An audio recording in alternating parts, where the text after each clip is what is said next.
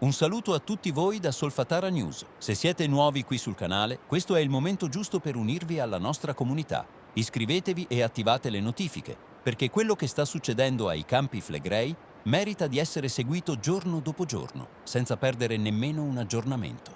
Il nostro lavoro è portarvi immagini reali, raccolte sul campo, senza filtri.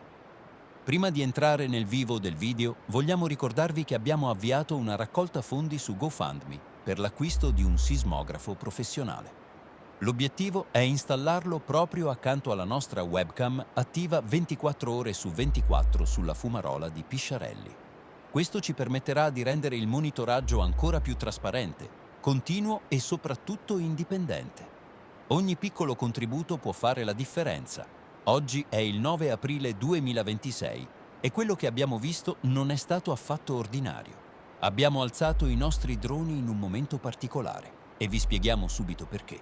Come facciamo ogni giorno, ci siamo diretti verso la zona della fumarola di Pisciarelli. A primo impatto, la situazione sembrava nella norma: il solito degassamento, le solite colonne di vapore che si alzano dalla bocca principale.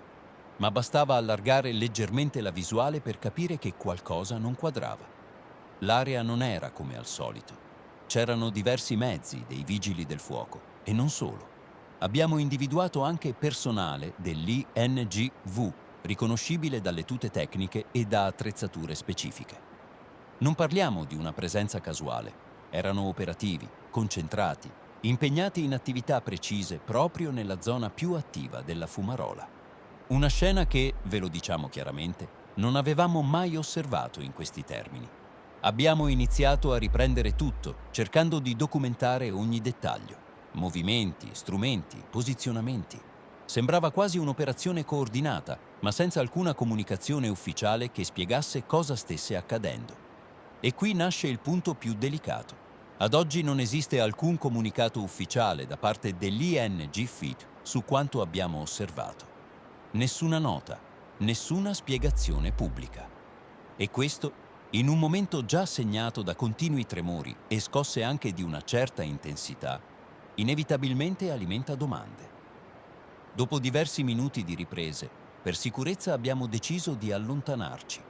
La situazione, per quanto non chiaramente interpretabile, non ci è sembrata da sottovalutare. Quello che possiamo fare al momento è mostrarvi esattamente ciò che abbiamo visto, senza interpretazioni affrettate, ma con la massima trasparenza. Nel frattempo, la fumarola di Pisciarelli oggi si presenta in una condizione che definire intensa è poco. Il degassamento è estremamente vigoroso. Dalla bocca principale fuoriescono colonne di vapore vulcanico molto dense, spinte verso l'alto con una pressione evidente anche dalle immagini. Il flusso è continuo, compatto, quasi pesante alla vista. Abbiamo effettuato anche la misurazione della temperatura, che oggi registra 110,8 gradi centigradi, segno di un sistema idrotermale tutt'altro che stabile. Come sempre, vi mostriamo a schermo anche il grafico aggiornato con l'andamento delle temperature dei giorni precedenti, così da avere un quadro completo dell'evoluzione. Successivamente ci siamo spostati all'interno del cratere della Solfatara.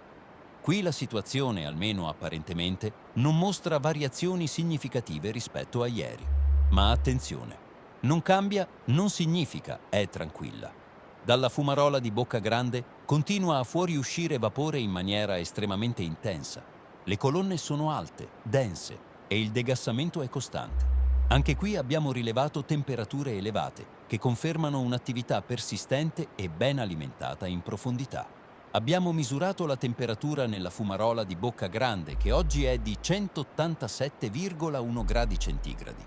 Anche per questa area vi mostriamo il grafico aggiornato, perché è proprio nel confronto tra i giorni che si possono cogliere eventuali segnali di cambiamento. Abbiamo poi sorvolato le pozze di fango, che al momento risultano asciutte, prive di liquido idrotermale. Un dettaglio che potrebbe sembrare secondario, ma che in realtà racconta molto sulle dinamiche interne del sistema.